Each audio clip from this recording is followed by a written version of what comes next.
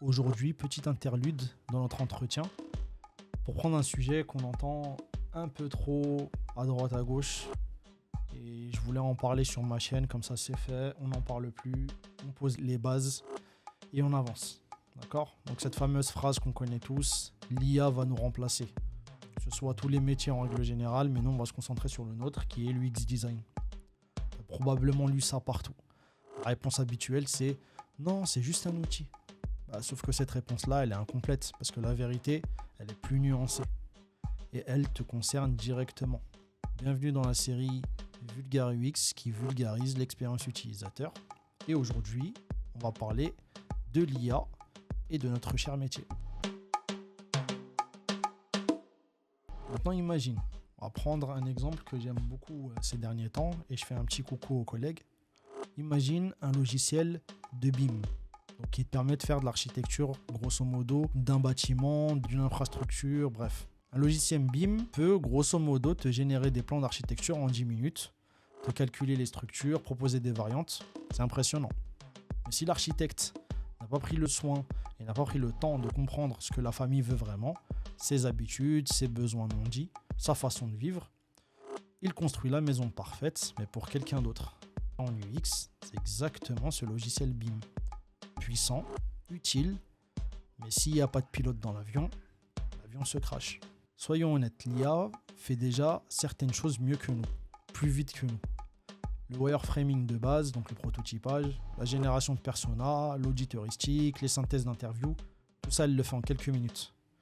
Et si ton job se résume à ça, donc à faire des maquettes sur Figma sans réflexion derrière, à cliquer sur des outils sans vraiment penser au problème utilisateur, clairement, tu es remplaçable. Aujourd'hui, ce n'est pas une menace, c'est un constat. Mais voilà, ce que l'IA ne fera jamais, elle ne peut pas tester avec de vrais humains. Elle ne peut pas voir l'hésitation d'un utilisateur devant un bouton. Elle ne sent pas le moment où quelqu'un abandonne une tâche sans comprendre pourquoi. On peut citer encore pas mal de tâches.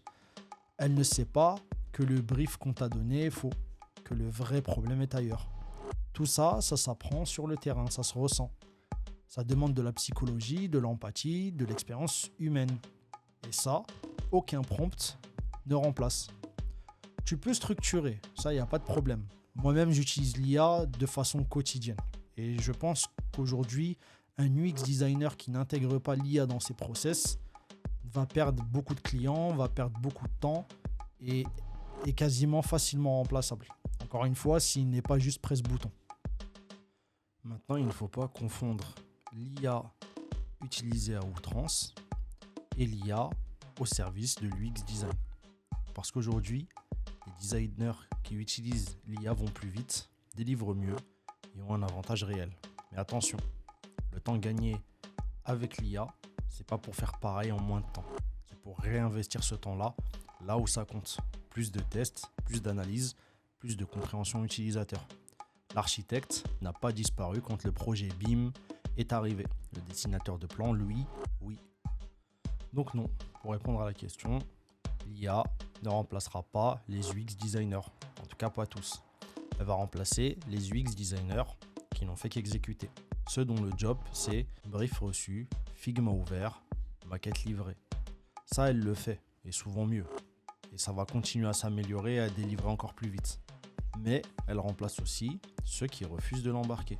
Parce qu'aujourd'hui, un designer qui utilise l'intelligence artificielle va 3 fois plus vite sur les wireframes, sur les personas, sur les audits. Et ce temps récupéré, il le réinvestit là où l'IA ne peut rien faire. Plus de tests utilisateurs avec de vrais utilisateurs et non pas s'inventer des utilisateurs via l'IA, n'est-ce pas? Plus d'analyse, plus de compréhension du vrai problème. Pour revenir à notre analogie sur le BIM, donc la conception, le logiciel BIM n'a pas remplacé les architectes, il a remplacé les dessinateurs de plans. Les architectes, eux, ils ont juste plus de temps pour penser. Donc la question que tu dois te poser, c'est pas est-ce que l'IA va me remplacer? La bonne question, c'est dans mon équipe, est-ce que je suis l'architecte ou le logiciel? Donc tout simplement, fais le test cette semaine si tu veux. Prends une tâche que tu fais régulièrement, un audit, un persona, un wireframe, Et essaye de le faire avec l'IA. Pas pour la remplacer, pour voir ce que tu peux faire et le temps que tu as récupéré avec ça. J'espère que la vidéo t'a plu. Si c'est le cas, n'hésite pas à liker, partager, t'abonner, regarder les autres vidéos. Et en attendant, je te dis à la prochaine pour un nouvel épisode de Vulgaire UX, la série qui vulgarise l'UX est fait par moi.